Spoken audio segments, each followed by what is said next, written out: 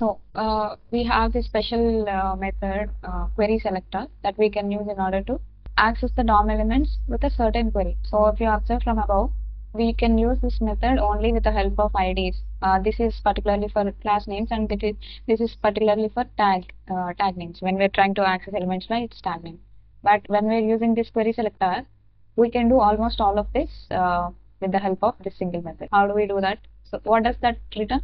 It returns the first element that matches the CSS selector.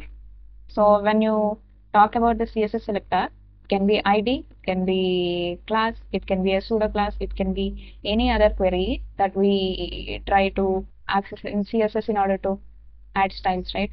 It can be multiple child, it can be first child, last child, all those pseudo elements, queries, all those combinators, all those classes and IDs.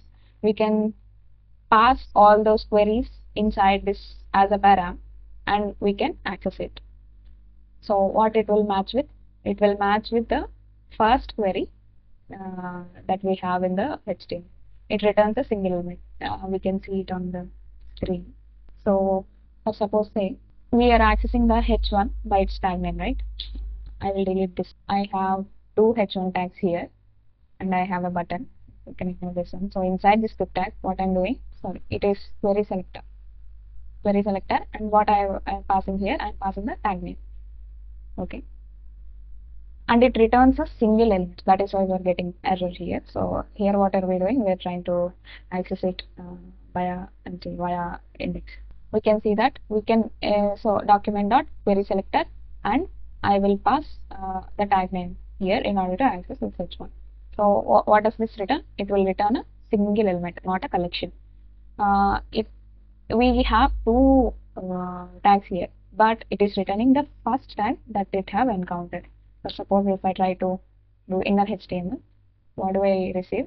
Just this text, not the second one, because it returns the first element that matches the query inside this tag. What if I want to use the same querySelector method and access the element by the ID? I will give this ID something like this. Okay. And then inside this querySelector, since it is an ID, I will pass my ID. But how does this querySelector method know that what are we passing? Whatever that we're passing is an ID. We will pass the identifier as well. How do we identify IDs in CSS? We identify it with the hash symbol. What it will try to do? It will try to match this query that I have passed inside, and it will check from the top to bottom.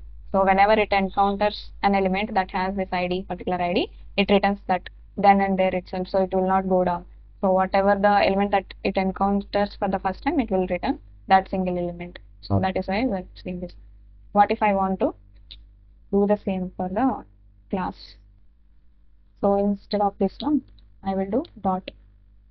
Then what the same is happening here also. Okay, it is returning single HTML, and it is returning the first element itself. Okay, likewise.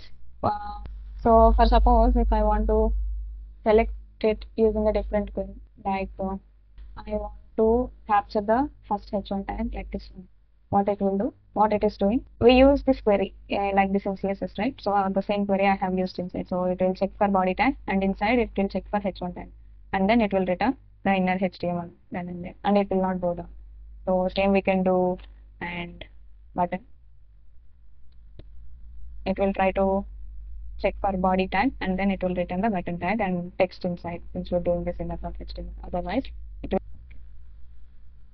So that is how querySelector is used. So basically, it will return the first element, whatever that matches the query that we have passed inside. That's it.